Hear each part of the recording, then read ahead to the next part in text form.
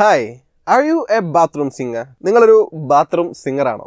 Bathroom singer എന്നുകൊണ്ട് ഉദ്ദേശിക്കുന്നത് someone who sings in the bathroom. Like നമ്മൾ ഷവറിലായിരിക്കുമ്പോൾ അല്ലെങ്കിൽ കുളിക്കാൻ വേണ്ടി പോകുന്ന സമയത്ത് ബാത്റൂമിൽ വെച്ചിട്ട് അതിഘോരഘോരമായിട്ടുള്ള പാട്ട് പാടുന്ന ഒരു വ്യക്തിയാണോ നിങ്ങളെന്നാണ്.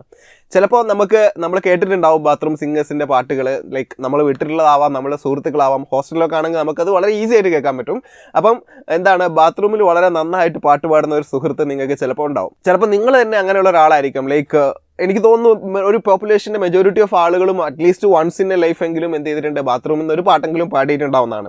അപ്പോൾ നമ്മളുടെ മനസ്സിൽ പതിഞ്ഞു പോയിട്ടുള്ള റീസെൻ്റ് ആയിട്ടുള്ള ഓൾഡ് ആയിട്ടുള്ള പാട്ടുകളൊക്കെ ആയിരിക്കും നമ്മൾ ആ സമയത്ത് പാടുന്നുണ്ടാവുക. ചിലപ്പോൾ നമ്മൾ നല്ല രീതിയിൽ പാടുന്ന ആളുകളായിരിക്കും. ആ സമയത്ത് നമുക്കൊരു പ്രത്യേകതര പാടാനുള്ള സ്കില്ല് കിട്ടുകയും ചെയ്യും, അല്ലേ? അപ്പോൾ ഞാൻ പറഞ്ഞു വരുന്നത് എന്താണെന്നുള്ളതിന് മുമ്പ് ഈ ഒരു സെഷൻ എന്താണെന്ന് പറഞ്ഞുതരാം. ഇന്ന് നമ്മൾ സോഷ്യൽ സൈക്കോളജി എന്ന് പറയുന്ന നമ്മുടെ പേപ്പറിൻ്റെ ഒരു ഇൻട്രഡക്ഷനാണ് പറയാൻ വേണ്ടി പോകുന്നത്. അപ്പോൾ അതും ഇതും എങ്ങനെയാണ് കണക്റ്റഡ് ആയിരിക്കുന്നത് എന്നുള്ളത് നമുക്ക് നോക്കാം. അപ്പോൾ നിങ്ങളൊരു ബാത്റൂം സിംഗർ ആണെങ്കിൽ, ലൈക്ക് ബാത്റൂം സിംഗേഴ്സ് ഒരുപാട് പേരുണ്ടല്ലോ നമ്മളെ ചുറ്റും, അവർക്ക് എന്തുകൊണ്ടായിരിക്കും, അവരിൽ ചിലരുടെ കാര്യമല്ല പറയുന്നത്, ചില ആളുകൾ നല്ലോണം പുറത്തും പാടുന്ന ആളുകൾ ഉണ്ടാവും. പക്ഷേ മോസ്റ്റ് ഓഫ് ദി ബാത്റൂം സിംഗേഴ്സിനും എന്തുകൊണ്ടായിരിക്കും മറ്റുള്ള ആളുകളുടെ മുമ്പിൽ വെച്ചിട്ട് അതേ പാട്ട് തന്നെ പാടാൻ ഭയങ്കരമായിട്ടുള്ള ഒരു നെർവസ്നെസ് ഫീൽ ചെയ്യുന്നത്? അല്ലെങ്കിൽ മറ്റുള്ള ആളുകളുടെ മുമ്പിൽ നിന്ന് അതേ പാട്ട് തന്നെ പാടാൻ വേണ്ടി ശ്രമിക്കുന്ന സമയത്ത് ഭയങ്കര നെർവസ് ആയിട്ട് സ്റ്റക്കായി പോകുന്നത് എന്തുകൊണ്ടായിരിക്കും? ചില ആളുകൾ പുറത്തുനിന്ന് നല്ല രീതിയിൽ പാടുന്ന ആളുകളുണ്ട്, അവരെ കുറിച്ചല്ല പറഞ്ഞത്. ദാറ്റ്സ് ലൈക്ക് മെജോറിറ്റി അല്ലല്ലോ. മെജോറിറ്റി ഓഫ് ആളുകളും എന്താണ്, അവർ ബാത്റൂമിൽ നിന്ന് അല്ലെങ്കിൽ പല ഒക്കേഷൻസിലും പ്രൈവറ്റ് ആയിട്ടുള്ള അവരുടെ സ്പേസിൽ നിന്ന് നല്ലോണം പാട്ട് പാടുന്ന ആളുകളായിരിക്കും. പക്ഷേ അവർ പബ്ലിക്കായിട്ട് വരുന്ന സമയത്ത് അവരുടെ ഫാമിലി മെമ്പേഴ്സിന് മുമ്പിലാവട്ടെ, ഫ്രണ്ട്സിന് മുമ്പിലാവട്ടെ പാടാൻ പറയുന്ന സമയത്ത് അവർക്ക് പാടാൻ ഭയങ്കര ബുദ്ധിമുട്ടായിരിക്കും. അപ്പോൾ ആ ഒരു ബുദ്ധിമുട്ട് എന്തുകൊണ്ടായിരിക്കും അവർ ഫീൽ ചെയ്യുന്നതെന്നാണ് ഞാൻ ചോദിക്കുന്നത്. അപ്പോൾ നിങ്ങൾക്ക് ഓൾറെഡി ആൻസർ അറിയായിരിക്കും. പക്ഷേ ഞാൻ എന്ത് ചെയ്യാം, അടുത്തൊരു ക്വസ്റ്റ്യനിലേക്ക് പോവാം. അപ്പോൾ അടുത്ത ക്വസ്റ്റ്യൻ എന്ന് പറഞ്ഞു കഴിഞ്ഞാൽ, നിങ്ങളുടെ വീട്ടിൽ ഇരുന്ന് കൊണ്ട് നിങ്ങളുടെ ലാപ്ടോപ്പിൽ അല്ലെങ്കിൽ നിങ്ങളുടെ TV-യിൽ ഒരു മൂവി കണ്ടുകൊണ്ടിരിക്കുമ്പോൾ നിങ്ങളുടെ ബിഹേവിയർ എങ്ങനെയാണോ അതുപോലെ തന്നെയാണോ നിങ്ങളുടെ ബിഹേവിയർ നിങ്ങളൊരു തിയേറ്ററിൽ വെച്ച് മൂവി കണ്ടുകൊണ്ടിരിക്കുമ്പോൾ എന്നാണ്. ലൈക്ക് നമ്മൾ വീട്ടിൽ നിന്ന് മൂവീസ് കാണാറുണ്ട്. മോസ്റ്റ് ഓഫ് ദി മൂവീസും നമ്മുടെ വീട്ടിൽ തന്നെയാണ് കാണാറുള്ളത്, അല്ലേ? TV-യിലും ലൈക്ക് ലാപ്ടോപ്പിലും ചിലപ്പോൾ മൊബൈലിലൊക്കെ നമ്മൾ എന്ത് ചെയ്യാറുണ്ട്, മൂവീസ് കാണാറുണ്ട്. ഓക്കെ, അപ്പം ആ സമയത്ത് നമ്മൾ എങ്ങനെയാണോ ബിഹേവ് ചെയ്യുന്നത്, നമ്മൾ എന്തിനെക്കുറിച്ചൊക്കെ കൺസേൺഡ് ആണോ, ആ ഒരു കൺസേൺസും ബിഹേവിയറും ആണോ നമ്മളൊരു മൂവി തിയേറ്ററിൽ വെച്ചിട്ട് മൂവി കണ്ടുകൊണ്ടിരിക്കുമ്പം ഉള്ളത് എന്നാണ്. അതെന്തുകൊണ്ടായിരിക്കും? ലൈക്ക് എനിക്കറിയാം നിങ്ങളുടെ ബിഹേവിയറിൽ ചേഞ്ച് ഉണ്ടാവുന്നുള്ളത്. ആ ചേഞ്ച് എന്തുകൊണ്ടായിരിക്കും വരുന്നത്? അതാണ് രണ്ടാമത്തെ ക്വസ്റ്റ്യൻ. ഇനി മൂന്നാമത്തെ ഒരു ക്വസ്റ്റ്യനും കൂടെ ഉണ്ട്, എന്നിട്ട് ഇതിൻ്റെയൊക്കെ ഒരു ആൻസർ ഞാൻ പറഞ്ഞുതരാം. ഓക്കെ, റീസെൻ്റ് ആയിട്ട് മിന്നൽ മുരളി എന്ന് പറയുന്ന ബേസിൽ ജോസഫിൻ്റെ ഒരു മൂവി ഇറങ്ങി. ലൈക്ക് ടോവിനോ തോമസ് അതിൽ മിന്നൽ മുരളി എന്ന് പറയുന്ന അല്ലെങ്കിൽ ജെയ്സൺ എന്ന് പറയുന്ന ക്യാരക്ടറിനെയാണ് എന്ത് ചെയ്തത്, പ്ലേ ചെയ്തത്. അപ്പോൾ അതിൽ ജെയ്സൺ എന്ത് ചെയ്യുന്നുണ്ട്, പല തവണയും അയാളാണ് മിന്നൽ മുരളി എന്ന് നാട്ടുകാരെ അറിയിക്കാതിരിക്കാൻ വേണ്ടി ശ്രമിക്കുന്നുണ്ട്, അല്ലേ? ഹൈഡ് ചെയ്യാൻ വേണ്ടി ശ്രമിക്കുന്നുണ്ട് അയാളുടെ ട്രൂ ഐഡന്റിറ്റി. അതെന്തുകൊണ്ടായിരിക്കും? ഓക്കെ, അപ്പോൾ ഈ 3 ക്വസ്റ്റ്യൻസിനുള്ള ഒരേ ഒരു ആൻസർ എന്താണെന്ന് വെച്ച് കഴിഞ്ഞാൽ, so there is only one answer to all these question, which is people. അഥവാ ആളുകളാണ് എന്ത് ചെയ്യുന്നത്, ഇതിനൊക്കെയുള്ള ഒരു ആൻസർ. ജനങ്ങൾ എന്നുള്ളതാണ് ഇതിൻ്റെ ഒരു ആൻസർ എന്നുള്ളതാണ്. അല്ലെങ്കിൽ നമുക്ക് മറ്റു രീതിയിൽ പറയാം, the fear of being judged by others. മറ്റുള്ള ആളുകൾ എന്ത് കരുതും എന്നുള്ള ഒരു ചിന്താഗതി. അല്ലെങ്കിൽ നമ്മളെ മറ്റുള്ള ആളുകൾ ലൈക്ക് നമ്മൾ പുറത്തുനിന്ന് ലൈക്ക് ബാത്റൂമിൽ നിന്ന് പാടുന്ന പോലെ അതേ പാട്ട് തന്നെ മറ്റുള്ള ആളുകളുടെ മുമ്പിൽ വെച്ച് നമ്മൾ പാടാൻ വേണ്ടി ശ്രമിക്കുന്ന സമയത്ത് പാടിക്കഴിഞ്ഞാൽ ആളുകൾ എന്തൊക്കെയായിരിക്കും, ഏത് രീതിയിലായിരിക്കും നമ്മളെ പാട്ടിനെ ജഡ്ജ് ചെയ്യാന്നുള്ള പേടി ഒന്നാമത്തെ ക്വസ്റ്റ്യനുള്ള ആൻസർ ആയിട്ട് നമുക്ക് പറയാം. പിന്നെ രണ്ടാമത്തെ ക്വസ്റ്റ്യനുള്ള ആൻസർ ആയിട്ട് നമുക്ക് പറയാൻ പറ്റുക, നമ്മളുടെ ചുറ്റും ആളുകളുണ്ട്. ഒരു മൂവി തിയേറ്ററിലാകുമ്പോൾ നമുക്ക് സ്ട്രേഞ്ചേഴ്സ് ആയിട്ടുള്ള ആളുകളാണ് ഉണ്ടാവുക. ഓക്കെ, നമ്മൾ എത്ര ഫ്രണ്ട്സിൻ്റെ കൂടെ പോയി കഴിഞ്ഞാലും ഒരു ഫുൾ തിയേറ്റർ മൊത്തം നമ്മൾ ആൾക്കാരാവില്ലല്ലോ. ഓക്കെ, അപ്പം അങ്ങനെ ലൈക്ക് അവിടെ സ്ട്രേഞ്ചേഴ്സിൻ്റെ അല്ലെങ്കിൽ മറ്റുള്ള ആളുകളുടെ പ്രസൻസ് കൂടുതലായതുകൊണ്ട് തന്നെ നമ്മൾ തിയേറ്ററിൽ എന്ത് ചെയ്യുന്നു, നമ്മുടെ ബിഹേവിയർ കുറച്ചുകൂടെ ഒരു സ്റ്റാൻഡർഡൈസ്ഡ് മോഡലിലേക്ക് മാറ്റുന്നു എന്നുള്ളതാണ്. ഇനി മിന്നൽ മുരളിയിലെ കേസ് പറയുകയാണെങ്കിലും ജെയ്സൺ ഒരു പെർട്ടിക്കുലർലി ഒരു ഇൻട്രോവേർട്ട് ആയിട്ടുള്ള ക്യാരക്ടറാണ്. അപ്പോൾ നാട്ടുകാർ അയാളെ എങ്ങനെ ജഡ്ജ് ചെയ്യും എന്നുള്ളതൊക്കെ ഒരു കൺസേൺ ആയിട്ടുള്ള സംഭവമാണ്. അപ്പോൾ ഈ fear of being judged by others ആണ് എന്ത് ചെയ്യുന്നത്, നമ്മളെ പേഴ്സണൽ ആയിട്ടുള്ള നമ്മളെ ബിഹേവിയേഴ്സ് പല രീതിയിലും നമ്മൾ മാത്രം ഉണ്ടാവാൻ പല ബിഹേവിയേഴ്സും ചെയ്യുന്നുണ്ട്, അല്ലെങ്കിൽ പല കാര്യങ്ങളും ചെയ്യുന്നുണ്ട്. ആ കാര്യങ്ങളിലൊക്കെ ചെയ്യുന്നതിൻ്റെ രീതി മറ്റുള്ള ആളുകളുടെ മുമ്പിൽ എത്തുമ്പോൾ മറ്റൊരു രീതിയിലായിട്ട് മാറുന്നത് എന്തുകൊണ്ടാണ്? ഇൻഫ്ലുവൻസ് ഓഫ് അതേഴ്സ് ഉള്ളത് കൊണ്ടാണ്, അല്ലെങ്കിൽ സിംപ്ലി മറ്റുള്ള ആളുകളുടെ പ്രസൻസ് ഉള്ളത് കൊണ്ടാണെന്ന് നമുക്ക് പറയാം. അപ്പോൾ അതിനെയാണ് ലൈക്ക് ഈ പ്യൂപ്പിൾ എന്ന് പറയുന്ന ജനങ്ങളെക്കുറിച്ചാണ് എന്ത് ചെയ്യുന്നത്, സോഷ്യൽ സൈക്കോളജി തീർച്ചയായിട്ടും പഠിക്കുന്നത്. ലൈക്ക് സൈക്കോളജിയും പൊതുവെ ഹ്യൂമൻ ബീങ്സിനെയും ഹ്യൂമൻ മൈൻഡിനെ കുറിച്ചൊക്കെ തന്നെയാണ് പഠിക്കുന്നത്.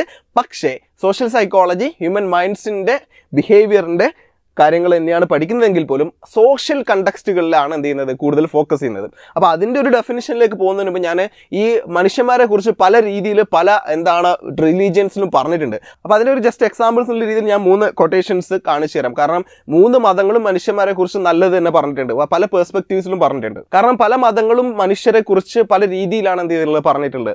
ലൈക്ക് നിങ്ങൾ എങ്ങനെ എടുത്തു നോക്കിയാലും ഏത് മതത്തിന്റെ സ്ക്രിപ്റ്റേഴ്സ് എടുത്ത് നോക്കിയാലും മനുഷ്യരെ കുറിച്ചിട്ട് നല്ലത് തന്നെയാണ് ബേസിക്കലി എന്ത് ചെയ്യുന്നത് എല്ലാ മതങ്ങളും പറയുന്നത്. ഇത് ബൈബിളിലെ മാത്യു എന്ന് പറയുന്ന ചാപ്റ്ററിലുള്ള ഒരു വേഴ്സ് ആണ്. Like just as you can identify a tree by its fruit so you can identify people by the actions ആണ്. ഒരു മെറ്റഫറിക്കൽ ആയിട്ടുള്ള ഒരു വേഴ്സ് ആണ്.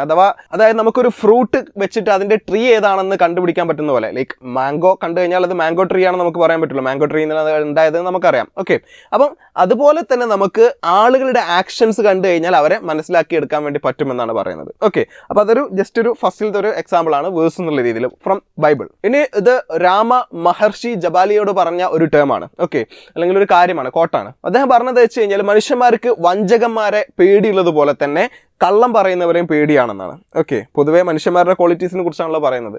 അപ്പോൾ അതുപോലെ തന്നെ ഈ ട്രൂത്ത് ആണ് എന്ത് ചെയ്യുന്നത് ലോകത്തിനെ കൺട്രോൾ ചെയ്യുന്നത്. സത്യമാണ് ലോകത്തിനെ കൺട്രോൾ ചെയ്യുന്നത്. ഇത് ധർമ്മ എന്ന് പറയുന്ന പ്രധാനപ്പെട്ട ഒരു ആസ്പെക്ട്, ധർമ്മം എന്താണ് സത്യത്തിലാണ് റൂട്ടഡ് ആയിട്ടുള്ളതും എന്ന് പറയുന്നു. രാമ പറയുന്നു.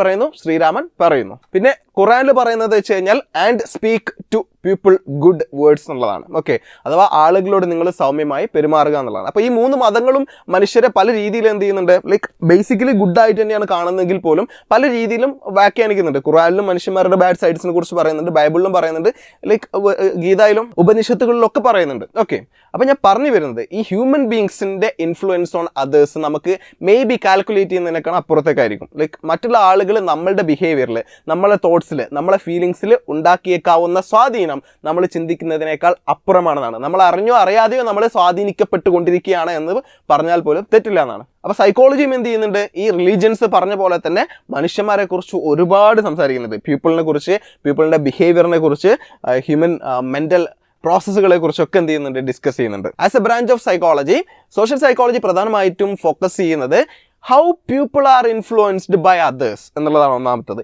എങ്ങനെയൊക്കെ മറ്റുള്ള ആളുകൾ നമ്മളെ ഇൻഫ്ലുവൻസ് ചെയ്യുന്നു, സ്വാധീനിക്കുന്നു.